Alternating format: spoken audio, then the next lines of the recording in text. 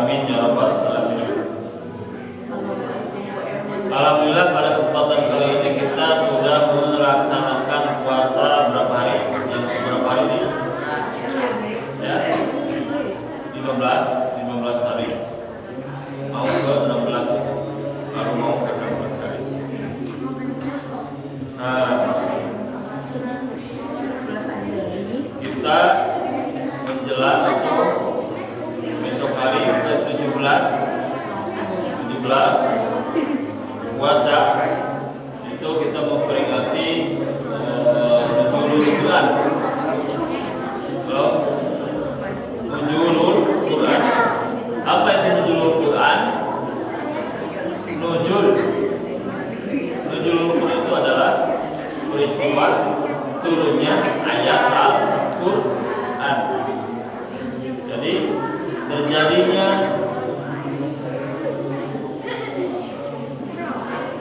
turunnya ayat Al-Quran pada Nabi Muhammad SAW adalah wahyu pertama, yaitu pada tanggal 17 Ramadan.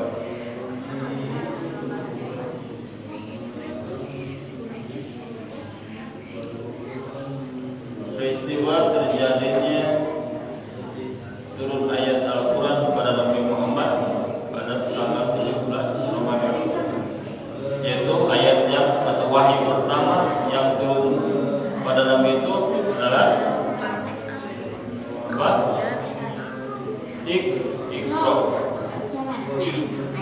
Iqra bismi rabbikal ladzi khalaq. Khalaqal insana min 'alaq. Itu wahyu pertama. Adapun turunnya Lailatul Qadar itu secara ijmal, secara mujmal, turunnya Al-Quran atau wahyu Allah, kalam Allah dari Lauh Mahfuz ke Baitul Izzah ke langit dunia, ya. Itu secara global. Itu pada Lailatul Qadar. Adapun turunnya dari Baitul Izzah pada Nabi kita Muhammad SAW diwahyukan yaitu pada 17 Ramadan. Yang ayat pertama adalah Iqra bismi, atau wahyu pertama adalah Iqra bismi rabbikal ladzi khalaq, khalaqal insana min 'alaq, dan seterusnya. Nah, peristiwa turunnya ayat Al-Quran itu, turunnya wahyu yang sekarang disebut dengan Al-Quran itu selama berapa tahun? Selama berapa lama? Al-Quran turun berapa lama? Selama 22 tahun 2 bulan 22 hari, ya. Jadi turunnya wahyu Allah, turunnya kalam Allah itu pada Nabi itu secara berangsur.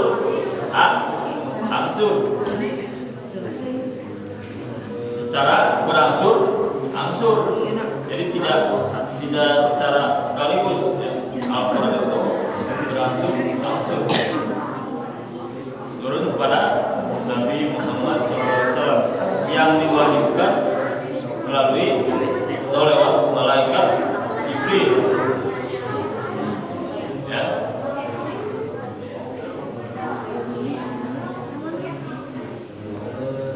Yang diwahyukan melalui malaikat Jibril. Itu malaikat Jibril menyampaikan wahyu dari Allah kepada Nabi kita Muhammad SAW berangsur selama 22 tahun 2 bulan 22 hari. Jadi itu sebagai apa? Sebagai petunjuk bagi kita. Al-Quran itu wahyu Allah diturunkan kepada Nabi Muhammad untuk dijadikan oleh kita sebagai petunjuk. petunjuk bagi umat manusia, supaya umat manusia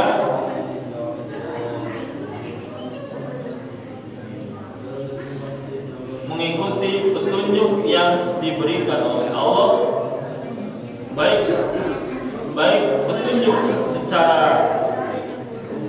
tersirat ya, ataupun petunjuk yang secara nyata, seperti kita diberikan atau Allah mengutus para nabi dan para rasul untuk dijadikan sebagai petunjuk, sebagai acuan, sebagai suri teladan yang harus kita ikuti jejak langkahnya atau perilakunya, itu sebagai petunjuk yang nyata. Itu nabi, para rasul, Allah telah mengutusnya untuk dijadikan sebagai contoh atau sebagai acuan hidup manusia, supaya manusia ada dalam keselamatan. Keselamatan gimana? Keselamatan dalam perjalanan hidupnya. Ya, karena manusia itu kehidupan manusia itu di dunia ini tidak kekal, maka supaya kembalinya atau tempat kembalinya manusia itu ke tempat pengembalian berakhir dengan selamat, yaitu Allah memberikan petunjuk jalan hidupnya untuk menuju tempat terakhir ya. Karena hakikatnya manusia itu tadinya berasal dari surga, akhirnya berakhir di surga ya. Karena hakikatnya manusia itu, kita kan keturunan Nabi Adam, bukan? Keturunan Nabi Adam yang berasal dari surga. Semua umat manusia itu keturunan Nabi Adam yang berasal dari surga untuk menuju tempat terakhir, yaitu dari surga untuk berakhir di surga. Nah, di tengah-tengah perjalanan kita melewati beberapa alam lahir, alam dunia sekarang, alam barzah, dan sampai nanti ke alam akhirat, yaitu tempat pembelian kita, tempat terakhir kita manusia di surga. Supaya ada dalam keselamatan, maka Allah memberikan petunjuk bagi kita sebagai manusia, yaitu dengan pedoman hidup. Pedoman hidup yaitu wahyu Allah, petunjuk yang diwahyukan oleh Allah melewati malaikat Jibril kepada para nabi dan para rasul. Apa kewajiban kita sebagai umat muslim atau sebagai manusia kepada Al-Quran? Satu, wajib kita mengimani.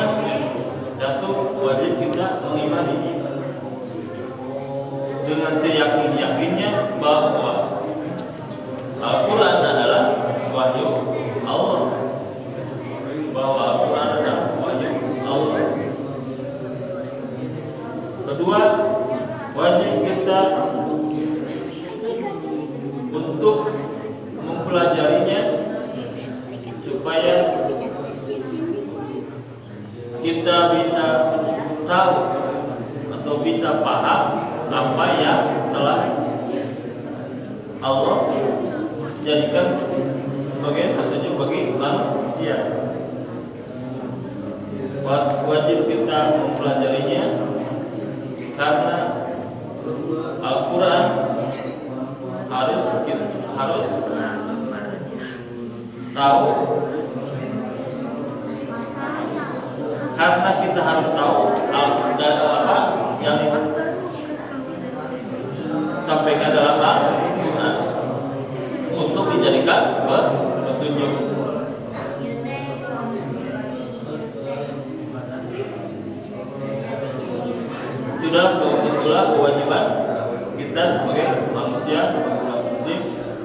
mengimaninya, mempelajarinya, dan mengamalkannya, ya, mengamalkannya. Setelah kita tahu, beriman, mempelajarinya, dan memahaminya, dan paham. Setelah paham apa yang ada dalam Al-Quran, apa yang disampaikan oleh Allah dalam Al-Quran, kita harus mengamalkannya. Karena Al-Quran sebagai petunjuk, sebagai pedoman, maka hidup kita harus berpedoman pada Al-Quran. Ya, harus berpedoman pada Al-Quran. Jadi manusia itu hidup harus mengacu pada Al-Quran.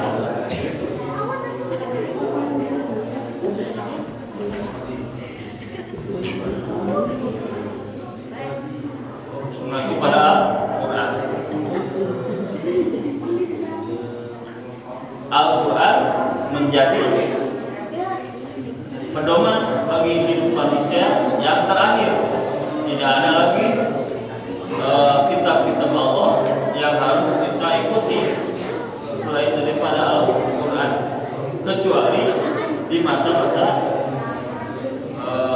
dulu sebelum turunnya Al-Quran, seperti kitab Zabur kepada Nabi Daud. Nah, masa berlaku kitab Zabur ketika Nabi bagi umat Nabi Daud, kitab Taurat pada Nabi Musa, kitab Injil pada Nabi Isa. Nah, kitab Injil ketika Nabi Isa dan berlaku bagi umat Nabi Isa zaman dulu, Bani Israil. Adapun sekarang kitab Injil tidak berlaku lagi karena sudah disempurnakan dengan Al-Quran. Kitab terdahulu seperti Zabur, apalagi Injil, Taurat tidak berlaku lagi karena itu masa berlakunya sebatas pada umat-umat terdahulu. Zabur bagi umat Nabi Daud, kitab Taurat berlaku bagi umat Nabi Musa, kitab Injil berlaku hanya bagi umat Nabi Isa, yaitu Bani Israil. Dan sekarang kitab yang masih berlaku bagi umat manusia atau bagi umat terakhir, kitab terakhir yaitu Al-Quran. Jadi kitab yang turun sebelumnya sebelum Al-Quran tidak berlaku lagi karena sudah disempurnakan oleh Al-Quran. Jadi yang wajib diimani, yang wajib diikuti oleh umat-umat manusia sekarang atau di zaman sekarang, di zaman terakhir ini, di akhir zaman ini, hanya Al-Quran. Al-Quran menyempurnakan ajaran, menyempurnakan tauhid, menyempurnakan syariat Nabi-Nabi sebelum Nabi Muhammad Sallallahu Alaihi Wasallam.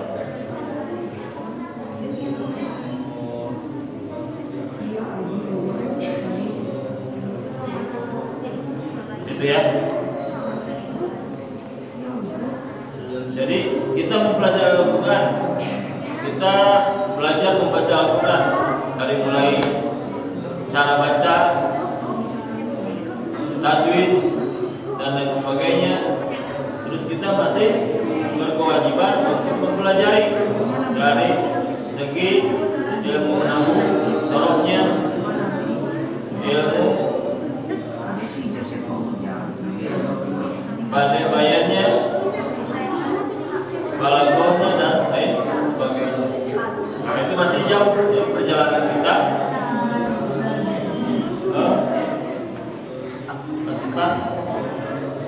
Ya, perjalanan kita untuk mendalami atau mempelajari Al-Quran atau kewajiban kita sebagai umat manusia, sebagai umat Islam, sebagai orang Muslim adalah masih banyak yang perlu kita laksanakan. Ya. Di antaranya kita supaya bisa mengerti dan Al-Quran itu betul-betul menjadi petunjuk pedoman hidup, maka kita wajib mempelajari Al-Quran. Mulai dari cara membacanya, ilmu nahu syarafnya, balaghahnya, bayannya dan tafsirnya. Masih perjalanan kita masih jauh ya untuk bisa memakai atau menggunakan Al-Quran sebagai tunjuk hidup atau jalan hidup manusia, jalan hidup umat manusia. Ya. Itu mudah-mudahan kita diberikan kekuatan, diberikan pertolongan oleh Allah untuk bisa senantiasa mempelajari dan mendalami Al-Quran dan mudah-mudahan juga bisa mengamalkannya. Yang intinya mengamalkannya berpedoman, berpegang teguh pada Al-Quran.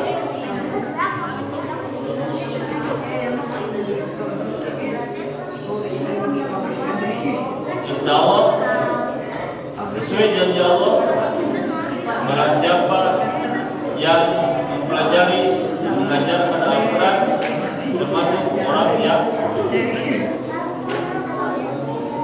utama atau yang berguna. Ya. Man ta'allama Quran wa al-lama.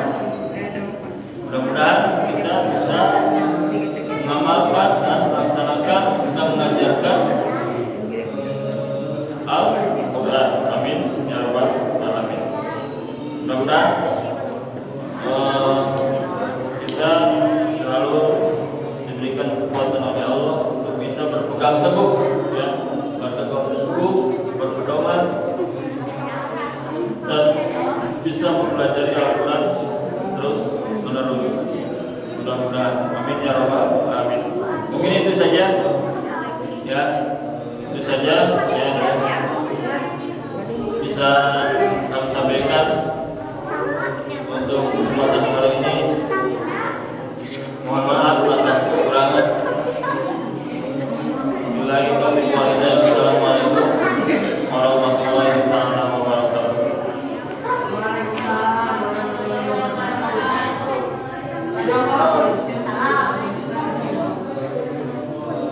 Assalamualaikum. Ini para